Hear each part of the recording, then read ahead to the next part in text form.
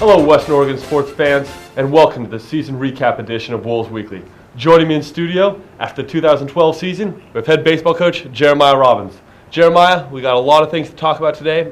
Let me just give everybody a quick little update. The Wolves finished the regular season ranked number 17th in the collegiate baseball poll. You guys go 40-11 on the season, 29-3 in the GNAC, win your 11th straight GNAC title. But there's a lot of other stuff that goes on with it, and I'd like to just hear a little bit of the season recap from you before we get into some of the honors you guys have earned this year. Obviously, the end is still hanging on to me a little bit with what happened in the regional, but as time goes by, you get a chance to kind of look back at the whole body of work, and pretty impressive season. When you play 51 games and you win 40 of them, that's pretty good. The kids did a phenomenal job this year. The end result wasn't what we wanted it to be, but the way they attacked their season and put together a dominant regular season was impressive.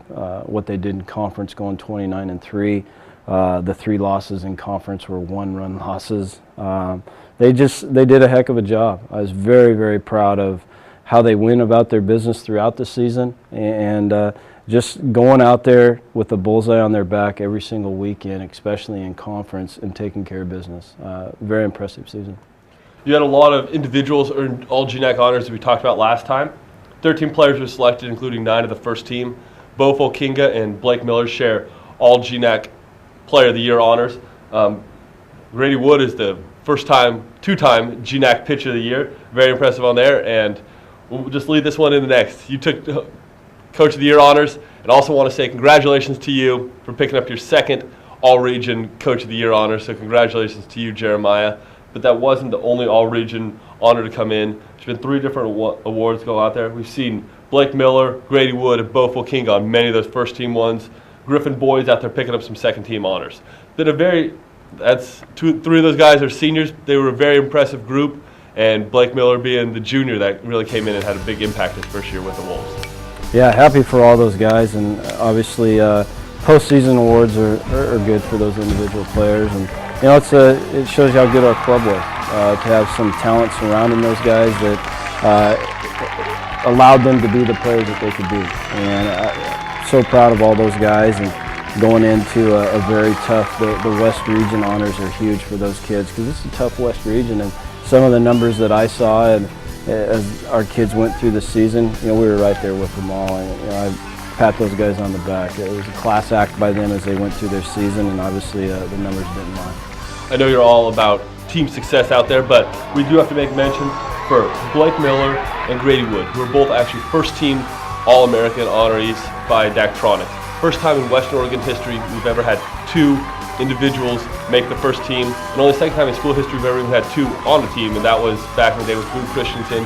He got first team, and forgetting on the other gentleman that had third, but pretty good one there. And then in another one that was Daktronics, Miller and Wood both get first team by the National Baseball Writers Association, and Bo Folkinga gets third team. Really just impressive. I know it's not about the individual awards, but very impressive to see the recognition Western Oregon baseball is getting, and to see the outstanding seasons these guys have had recognized on the national level.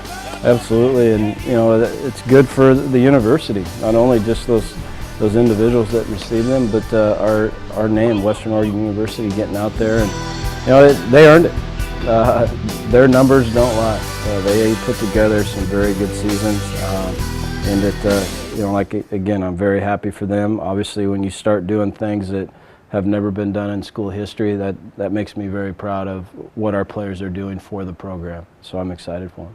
And just kind of putting Western Oregon out there a little bit more, the Wolves were the only ones that had 2 individuals on that first team on the All-American team. Pretty impressive one to see 2 of you guys, an offensive player and a pitcher, both get on that team. Well, we gotta make mention of this one really quick as well. Grady Wood was named by D2Baseball.com as their pitcher of the year. This was going into that last regional. Very impressive job from Grady Wood, who really wrapped up his 2-year career with the Wolves, holding quite a few records during a 2-year run. Nobody's really had almost a better 2-year run for Western Oregon, let alone collegiate baseball. The guy ends up going 20-4 during his time here, wins his final 20 decisions of his career, 26 consecutive scoreless innings, leads the conference in ERA, wins and stuff like that. Just congratulations to Grady Wood. Fantastic time here. But as we talk about these guys a lot of them are leaving. And now, unfortunately, you hate to see those ones go because they have made such a big impact on the Wolves program. But it's interesting to see the next class come in, and I know you are out there right now working hard on that recruiting trail, and we'll get to see the new faces come into the Wolves next year, start to hear about them a little bit more in September. But I'd like to hear about some of the guys you have coming back, especially in your lineup. Yeah, it's hats off to those 13 seniors that we lose. Phenomenal 2-year run for some of them, 4-year for some.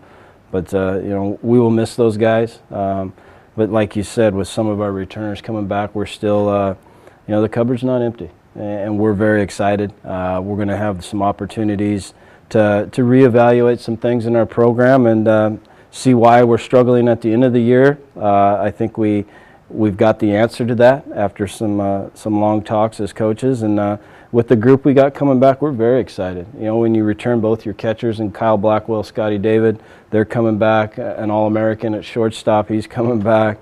You return a right fielder in Dave Amerson, he's going to be phenomenal. Both second basemen are coming back.